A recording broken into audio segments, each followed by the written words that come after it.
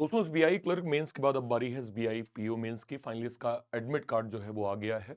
आप अगर यहाँ पे एसबीआई की वेबसाइट पे जाएंगे, जैसे ही आप इसके कैरियर ऑप्शन पे जाएंगे, सबसे ऊपर आपको recruitment of probationary officer download mains call letter आपको दिया होगा।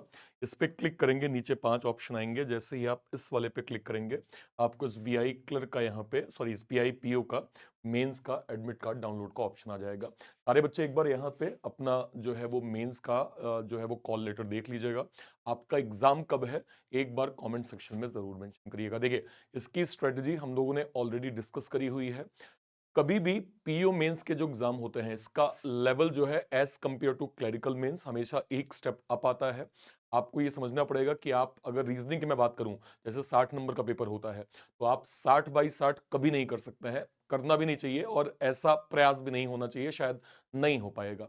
लेकिन एटलीस्ट इतने नंबर जिससे आपका जो है एक बेसिक क्राइटेरिया फुलफिल हो जाए कि हाँ भाई, अगर मैं इतने नंबर इस सब्जेक्ट में गेन कर लूंगा तो इस सब्जेक्ट में भी इतने नंबर हो जाएंगे। ओवरऑल अगर मेरा ये नंबर बन रहा है तो आराम से जो है मैं इस जो है वो एग्जाम को क्रैक कर लूंगा। अगर ये स्ट्रेटजी से आप चलेंगे तो आप सारे सब्जेक्ट में एक डिसेंट स्कोर जो है वो जरूर बनाएंगे। तो आप एक बार, जैसे मैंने अर्लियर भी एसबीआई क्लर्क मेंस का जो है मैंने डिटेल डिस्कशन किया था कि आपका अगर टोटल 80 का टारगेट है तो 20-20 जो है वो आपको स्कोर सेपरेट करना चाहिए।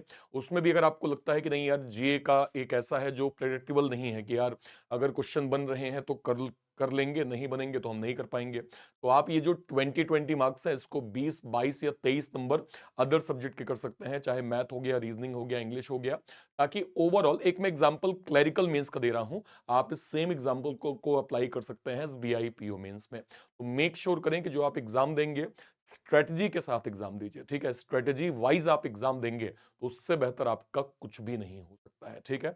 आपका स्कोर कब, मतलब क्या कहते हैं, आपका एग्जाम कब होगा, ये आप सभी लोग मुझे कमेंट सेक्शन में जरूर बताइएगा। और एक इंपॉर्टेंट चीज, जिनका भी अभी जो लोग लगातार मॉक दे रहे होंगे, जरा एक बार मॉक के अपने टोटल स्कोर वीडियो के कमेंट सेक्शन में जरूर मेंशन करिएगा। और इसमें भी आपका सब्जेक्ट वाइज, जिसमें specially math, specially reasoning, specially यहाँ पे इंग्लिश और फिर जीए, आपका सब्जेक्ट वाइज स्कोर कितना बन रहा है, इसको भी आप सभी लोग जरूर से जरूर कमेंट सेक्शन में मेंशन करिएगा। अब बारी है एसबीआई पीओ मेंस के बाद 2026-2025 के एग्जाम्स की हम तैयारी करेंगे। और इसको ध्यान में रखते हुए बैंकिंग वाले ने कुछ स्पेशल यहाँ पे बैचेस लॉन्च किए हैं जिसको आपको देखना चाहिए।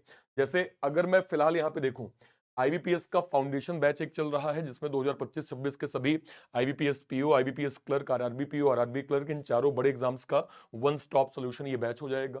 इसके बाद अगर मैं एम 3.0 जाऊं, जिसमें बैंकिंग और इंश्योरेंस के 2025-26 के जितने भी जो भी बैंकिंग के या फिर इंश्योरेंस के एग्जाम होंगे, चाहे वो पीओ होगा, क्लर्क होगा, एओ होगा या असिस्टेंट होगा, उन सभी का वन स्टॉप सॉल्यूशन आप इस बैच के माध्यम से अपनी स्टडी कर सकते हैं। हमने एसबीआई पीओ का कंप्लीट फाउंडेशन बैच लॉन्च किया है और आरआरबी पीओ, आरआरबी क्लर्क का भी कंप्लीट फाउंडेशन बैच यहां पे चल रहा है। इसके अलावा अगर हम देखेंगे तो जो है वो आरबीआई ग्रेड बी का 3.2 हमने बैच लॉन्च किया है। और एम 2026 को टारगेट करते हुए, 2026 के बड़े एग्जाम्स को टारगेट करते हुए, हमने अभी से इसका फाउंडेशन बैच यहां पे लॉन्च किया है। ये सभी बैचेस आपको मिल जाएंगे बैंक महापैक के अंदर। बैंक महापैक क्या होता है?